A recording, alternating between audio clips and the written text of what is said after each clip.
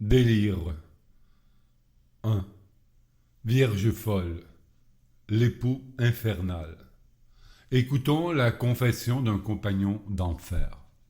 Ô divin époux, monseigneur, ne refusez pas la confession de la plus triste de vos servantes. Je suis perdu, je suis saoul, je suis impur. Quelle vie! Pardon, divin Seigneur, pardon. Ah, pardon, que de larmes. Et que de larmes encore plus tard, j'espère. Plus tard, je connaîtrai le divin époux. Je suis né soumise à lui. L'autre peut me battre maintenant. À présent, je suis au fond du monde, ô mes amis. Non, pas mes amis. Jamais délire ni torture semblable.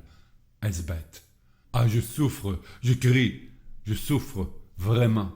Tout pourtant m'est permis, chargé de mépris des plus méprisables cœurs. Enfin, faisons cette confidence, quitte à la répéter 20 autres fois, aussi morne, aussi insignifiante. Je suis esclave de l'époux infernal, celui qui a perdu les vierges folles. C'est bien ce démon-là. Ce n'est pas un spectre, ce n'est pas un fantôme, mais moi qui ai perdu la sagesse, qui suis damné et morte au monde. On ne me tuera pas. Comment vous le décrire? Je ne sais même plus parler. Je suis en deuil, je pleure, j'ai peur. Un peu de fraîcheur, Seigneur, si vous voulez bien. Je suis veuve, j'étais veuve, mais oui, j'ai été bien sérieuse jadis. Et je ne suis pas née pour devenir squelette. Lui était presque un enfant, ses délicatesses mystérieuses m'avaient séduite. J'ai oublié tout mon devoir humain pour le suivre. Quelle vie! La vraie vie est absente. Nous ne sommes pas au monde. Je vais où il va, il le faut. Et souvent, il s'emporte contre moi, moi, la pauvre âme, le démon. C'est un démon, vous savez, ce n'est pas un homme.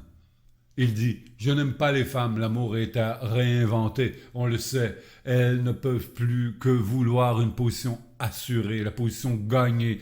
Cœur et beauté sont mis de côté, il ne reste que le froid dédain, l'aliment du mariage, aujourd'hui.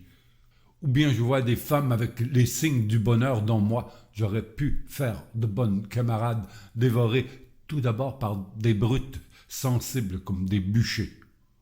Je l'écoute faisant de l'infamie une gloire, de la cruauté un charme. Je suis de race lointaine, mes pères étaient scandinaves. Ils se perçaient les côtes, buvaient leur sang. Je me ferai des entrailles par tout le corps, je me tatouerai. Je veux devenir hideux comme un mongol. Tu verras, je hurlerai dans les rues. Je veux devenir fou de rage, ne me montre jamais de bijoux. Je ramperai et me tordrai sur le tapis. Ma richesse, je la voudrais tacher de sang partout, jamais je ne travaillerai. Plusieurs nuits, son démon me saisissant, nous nous roulions, je luttais avec lui.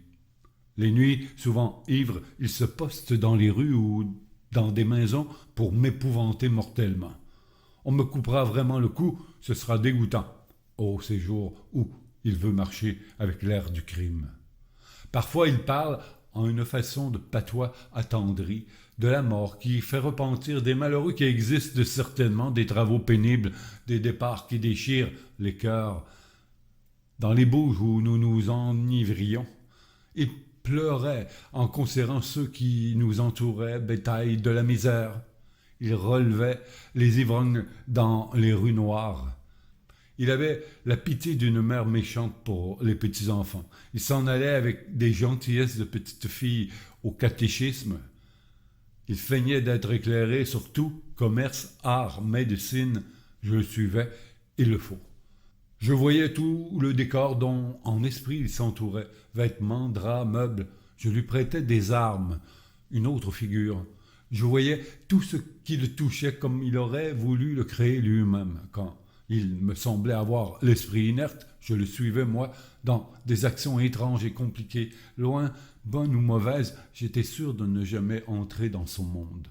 À côté de son cher corps endormi, que d'heures des nuits j'éveillais, cherchant pourquoi il voulait tant s'évader de la réalité.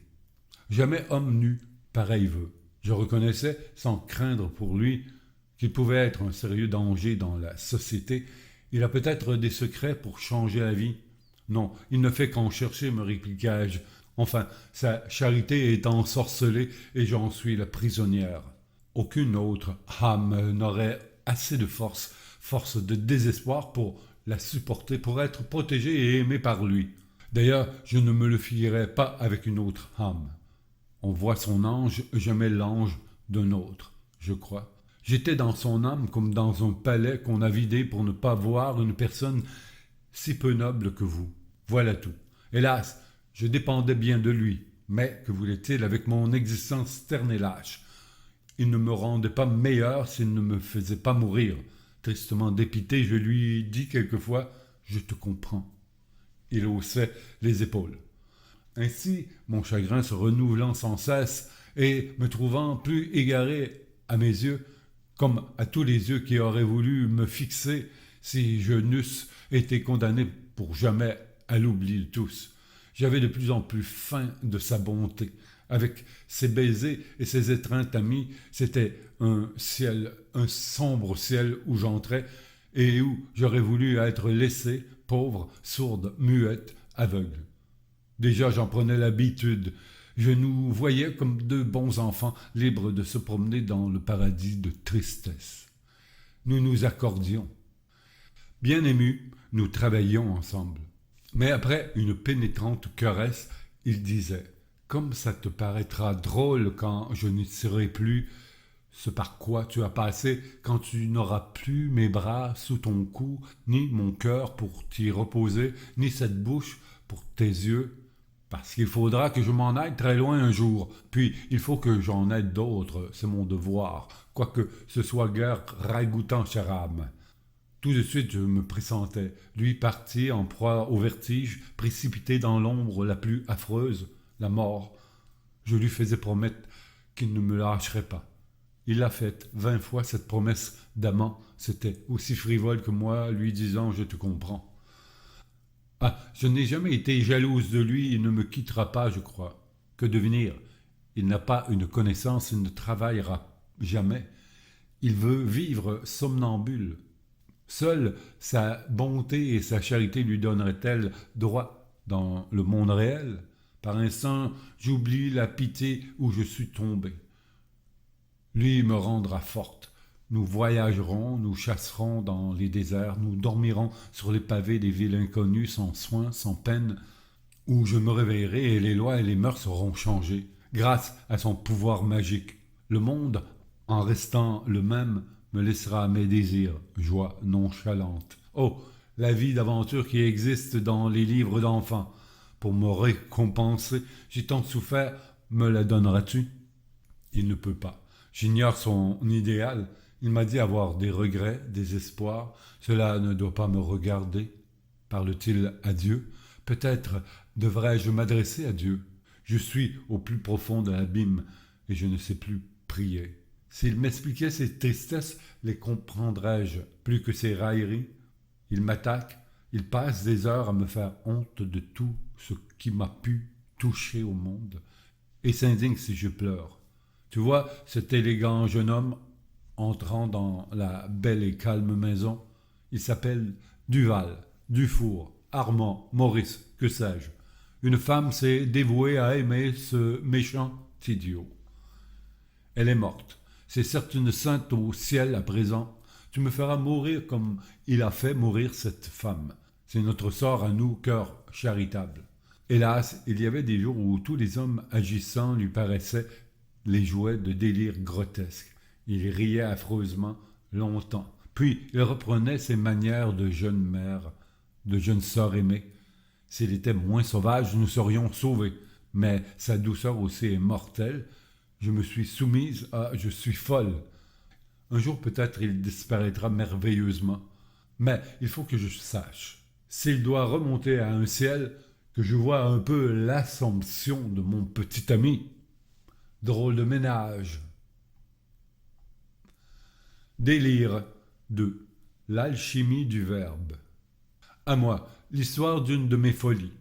Depuis longtemps, je me vantais de posséder tous les paysages possibles et trouvais dérisoires les célébrités de la peinture et de la poésie moderne. J'aimais les peintures idiotes, dessus de portes, Décors, toiles de saltimbanque, enseignes en luminure populaire, la littérature démodée, latin d'église, livres érotiques sans orthographe, romans de nos aïeuls, contes de fées, petits livres de l'enfance, opéra vieux, refrain niais, rythme naïf. Je rêvais croisade, voyage de découverte dont on n'a pas de relation, république sans histoire, guerre de religion étouffée, révolution de mœurs, déplacement de race et de continent. Je croyais à tous les enchantements. J'inventais la couleur des voyelles. A, noir, E, blanc, I, rouge, O, bleu, U, vert. Je réglais la forme et le mouvement de chaque consonne et, avec des rythmes instinctifs, je me flattais d'inventer un verbe poétique accessible un jour ou l'autre à tous les sens. Je réservais la traduction. Ce fut d'abord une étude. J'écrivais des silences, des nuits, je notais l'inexprimable, je fixais des vertiges. Loin des oiseaux, des troupeaux, des villageoises, que buvais-je, à genoux dans cette bruyère, entouré de tendres bois de noisetiers, dans un brouillard d'après-midi tiède et vert. Que pouvais-je boire dans cette jeune oise, ormeaux sans voix, gazon sans fleurs, ciel ouvert? Boire à ces gourdes jaunes loin de ma case. Chérie, quelques liqueurs d'or qui me fait suer, je faisais une louche enseigne d'auberge, un orage vint chasser le ciel au soir, l'eau des bois se perdait sur les sables vierges, le vent de Dieu jetait des glaçons au mar. Pleurant, je voyais de l'or et je ne pus boire. À 4 heures du matin, l'été, le sommeil d'amour dure encore, sous les bocages s'évapore l'odeur du soir fêté. Là-bas, dans leur vaste chantier au soleil des Hespérides, déjà s'agitent en bras de chemise les charpentiers. Dans leur désert de mousse, tranquille, ils préparent les lambris précieux où la ville peindra de faux cieux. Oh, pour ces ouvriers charmants, sujets d'un roi de Babylone, Vénus quitte un instant les amants, dont l'âme est en couronne aux reines des bergers, porte aux travailleurs l'eau de vie, que leur force soit en paix en attendant le bain vers la mer à midi. La vieillerie poétique avait une bonne part dans mon alchimie du verbe. Je m'habituais à l'hallucination simple, je voyais très franchement une mosquée à la place d'une usine, une école de tambour faite par des anges, des calèches sur les routes du ciel, un salon au fond du lac, les monstres, les mystères. Un titre de vaudeville dressait des épouvantes devant moi. Puis, j'expliquais mes sophismes magiques avec l'hallucination des mots. Je finis par trouver sacré le désordre de mon esprit. J'étais oisif, en proie à une lourde fièvre. J'enviais la félicité des bêtes, les chenilles qui représentent l'innocence des limbes, les taupes, le sommeil de la virginité. Mon caractère s'aigrissait, je disais adieu au monde dans d'espèces de romances. Chanson de la plus haute tour. Qu'il vienne le temps dont on s'éprenne. J'ai tant fait patience qu'à jamais j'oublie, crainte et souffrance, aux cieux sont partis, et la soif malsaine obscurcit mes veines. Qu'il vienne le temps dont on s'éprenne. Telle est la prairie à l'oubli livrée, grandie et fleurie, dansant et livrée, au bourdon farouche de très sales mouches. Qu'il vienne le temps dont on s'éprenne. J'aimais le désert, les vergers brûlés, les boutiques fanées, les boissons tiédies. Je me traînais dans les ruelles puantes et, les yeux fermés, je m'offrais au soleil, Dieu de feu. Général, s'il reste un vieux canon sur tes remparts en ruine, bombarde-nous avec des blocs de terre sèche. Aux glaces, des magasins splendides, dans les salons, fais manger sa poussière à la ville, oxyde les gargouilles, emplit les boudoirs de poudre de rubis brûlante. Oh, le moucheron enivré à la pissotière de l'auberge, amoureux de la bourrache, et que dissout un rayon. Fin. Si j'ai du goût, ce n'est guère que pour la terre et les pierres.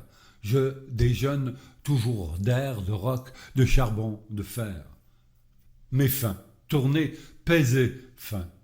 Le pré des sons, attirer le gai venin des liserons, manger les cailloux qu'on brise, les vieilles pierres d'église, les galets des vieux déluges, pain semé dans les vallées grises. Le loup criait sous les feuilles en crachant les belles plumes de son repas de volaille, comme lui, je me consume. Les salades, les fruits n'attendent que la cueillette, mais l'araignée de la haie ne mange que des violettes. Que je dorme, que je bouille aux hôtels de Salomon, le bouillon court sur la rouille et se mêle au cédron. Enfin, au bonheur, aux raisons, j'écartai du ciel l'azur qui est du noir et je vécus, étincelle d'or de la lumière nature. De joie, je prenais une expression bouffonne et égarée au possible. Et le retrouver, quoi? L'éternité. C'est la mer mêlée au soleil. Mon âme éternelle observe ton vœu malgré la nuit seule et le jour en feu. Donc tu te dégages des humains suffrages, des communs élans, tu voles selon. Jamais l'espérance, pas d'orienture. Science et patience, le supplice est sûr. Plus de lendemain, braise de satin, votre ardeur est le devoir. Et le retrouver, quoi? L'éternité. C'est la mer mêlée au soleil. Je devins un opéra fabuleux. Je vis que tous les êtres ont une fatalité de bonheur. L'action n'est pas la vie, mais une façon de gâcher quelque force. Un énervement. La morale et la faiblesse de la cervelle. À chaque être, plusieurs autres vies me semblaient dues. Ce monsieur ne sait ce qu'il fait, il est un ange. Cette famille est une nichée de chiens. Devant plusieurs hommes, je causais tout haut avec un moment d'une de leurs autres vies. Ainsi, j'ai aimé un porc. Aucun des sophismes de la folie qu'on enferme, n'a été oublié par moi. Je pourrais les redire tous, je tiens le système. Ma santé fut menacée, la terreur venait, je tombais dans des sommeils de plusieurs jours et, levé, je continuais les rêves les plus tristes. J'étais mûr pour le trépas, et par une route de danger, ma faiblesse me menait aux confins du monde et à la Cimmérie, patrie de l'ombre et des tourbillons. Je dus voyager, distraire les enchantements assemblés dans mon cerveau, sur la mer que j'aimais comme si elle eût dû me laver d'une souillure, je voyais se lever la croix consolatrice. J'avais été damné par l'arc-en-ciel. Le bonheur était ma fatalité, mon remords, mon vers. Ma vie serait toujours trop immense pour être dévouée à la force et à la beauté. Le bonheur, sa dent douce à la mort, m'avertissait au chant du coq. Ad matutinum o Christus venit, dans les plus sombres villes. Aux saisons, au château, quelle âme est sans défaut. J'ai fait la magique étude du bonheur qu'aucun élude. Salut à chaque fois que chante le coq gaulois. Ah, je n'aurai plus d'envie, il s'est chargé de ma vie. Ce charme a pris âme et corps et dispersé les efforts aux saisons. Au château, l'heure de sa fuite hélas sera l'heure du trépas. Aux saisons, au château. Cela s'est passé, je sais aujourd'hui saluer la beauté. L'impossible. Ah, cette vie de mon enfance, la grande route par tous les temps, sobre, surnaturellement, plus désintéressé que le meilleur des mendiants, fier de n'avoir ni pays ni amis, quelle sottise c'était, et je m'en aperçois seulement. J'ai eu raison de mépriser ces bons hommes qui ne perdaient pas l'occasion d'une caresse parasite de la propreté et de la santé de nos femmes, aujourd'hui qu'elles sont si peu d'accord avec nous. J'ai eu raison dans tous mes dédains puisque je m'évade. Je m'évade, je m'explique. Hier encore, je soupirais. Ciel, sommes-nous assez de damnés ici-bas? Moi, j'ai tant de temps déjà dans leur troupe. Je les connais tous. Nous nous reconnaissons toujours, nous nous dégoûtons. La charité nous est inconnue, mais nous sommes polis. Nos relations avec le monde sont très convenables. Est-ce étonnant? Le monde, les marchands, les naïfs, nous ne sommes pas déshonorés. Mais les élus, comment nous recevraient-ils? Or, il y avait des gens hargneux et joyeux, de faux élus, puisqu'il nous faut de l'audace et de l'humilité pour les aborder. Ce sont les seuls élus, ce ne sont pas des bénisseurs. M'étant retrouvé 2 sous de raison, ça passe vite. Je vois que mes malaises viennent de ne m'être pas figuré assez tôt que nous sommes à l'Occident. Les marais occidentaux. Non que je croie la lumière altérée, la forme exténuée, le mouvement égaré. Bon, voici que mon esprit veut absolument se charger de tous les développements cruels qu'a subi l'esprit depuis la fin de l'Orient. Il en veut, mon esprit. Mes 2 sous de raison sont finis. L'esprit est autorité, il veut que je sois en Occident. Il faudrait le faire taire pour conclure comme je voulais. J'envoyais au diable les palmes des martyrs, les rayons de l'art, l'orgueil des inventeurs, l'ardeur des pillards.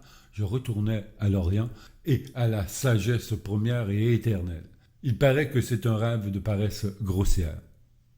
Pourtant, je ne songeais guère au plaisir d'échapper aux souffrances modernes. Je n'avais pas en vue la sagesse bâtarde du Coran. Mais n'y a-t-il pas un supplice réel en ce que, depuis cette déclaration de la science, le christianisme, l'homme se joue, se prouve les évidences, se gonfle du plaisir de répéter ses preuves et ne vit que comme cela?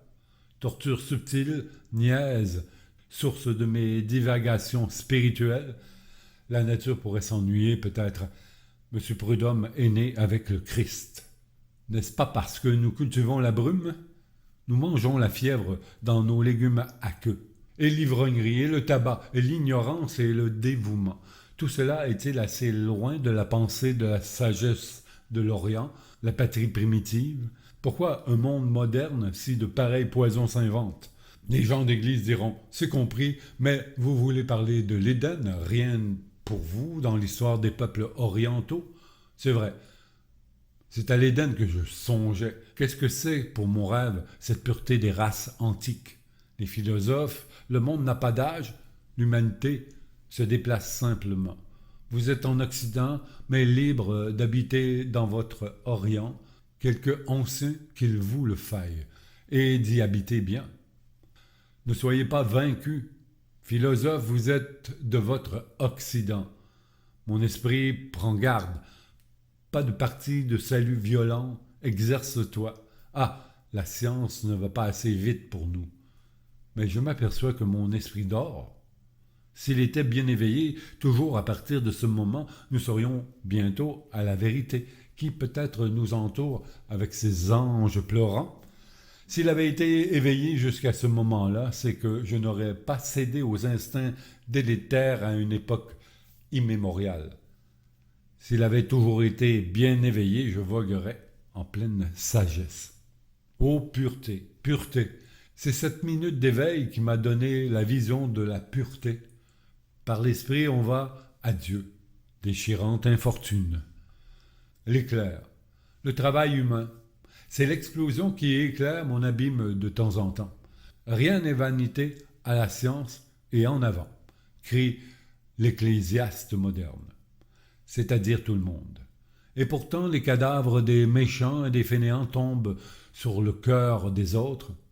Ah, vite, vite un peu, là-bas, par-delà la nuit, ces récompenses futures éternelles, les échapperons-nous? Qui puis-je?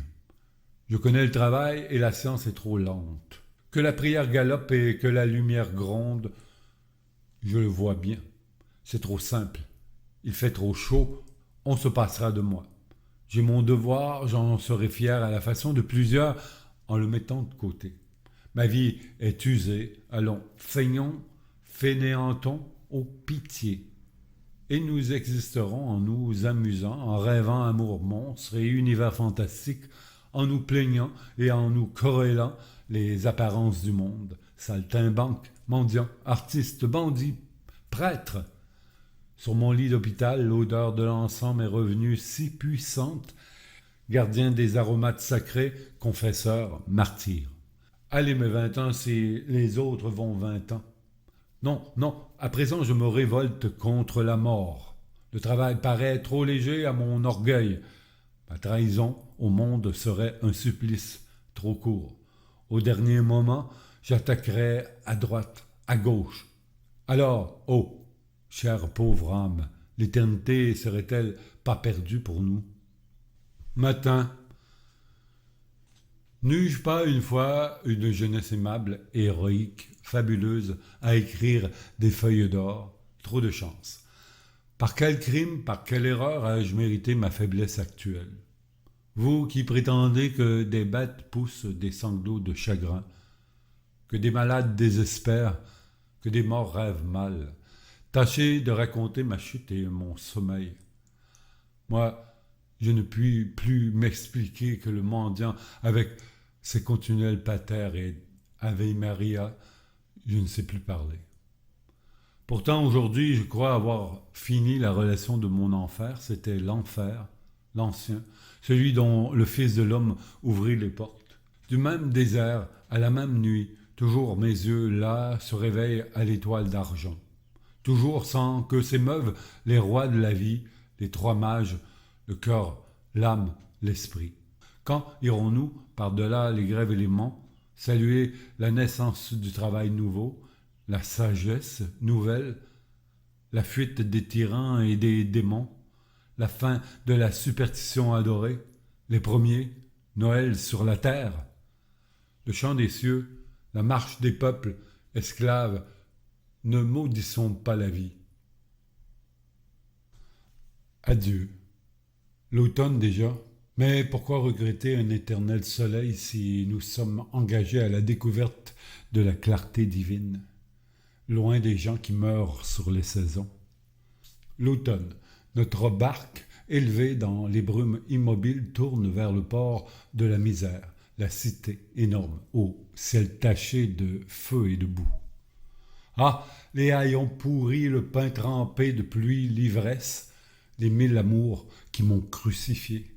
Elle ne finira donc point, cette goule reine de millions d'âmes et de corps morts et qui seront jugés? Je me revois, la peau rongée par la boue et la peste, des vers pleins les cheveux et les aisselles, et encore de plus gros vers dans le cœur, étendus parmi les inconnus sans âge, sans sentiment. J'aurais pu y mourir. L'affreuse évocation, j'exècre la misère. Et je redoute l'hiver parce que c'est la saison du confort. Quelquefois je vois au ciel des plages sans fin couvertes de blanches nations en joie. Les grands vaisseaux d'or au-dessus de moi agitent ces pavillons multicolores sous les brises du matin. J'ai créé toutes les fêtes, tous les triomphes, tous les drames. J'ai essayé d'inventer de nouvelles fleurs, de nouveaux astres, de nouvelles chairs, de nouvelles langues. J'ai cru acquérir des pouvoirs surnaturels. Eh bien, je dois enterrer mon imagination et mes souvenirs. Une belle gloire d'artiste et de conteur emporté. Moi qui me suis dit mage ou ange, dispensé de toute morale, je suis rendu au sol avec un devoir à chercher et la réalité rugueuse à étreindre. Paysan, suis-je trompé? La charité serait-elle sœur de la mort pour moi? Enfin, je demanderai pardon pour m'être nourri de mensonges et allons, mais pas une main amie. Et où puiser le secours? Oui, leur nouvelle est au moins très sévère, car je puis dire que la victoire m'est acquise. Les grincements de dents, les sifflements de feu, les soupirs empestés se modèrent, tous les souvenirs immondes s'effacent.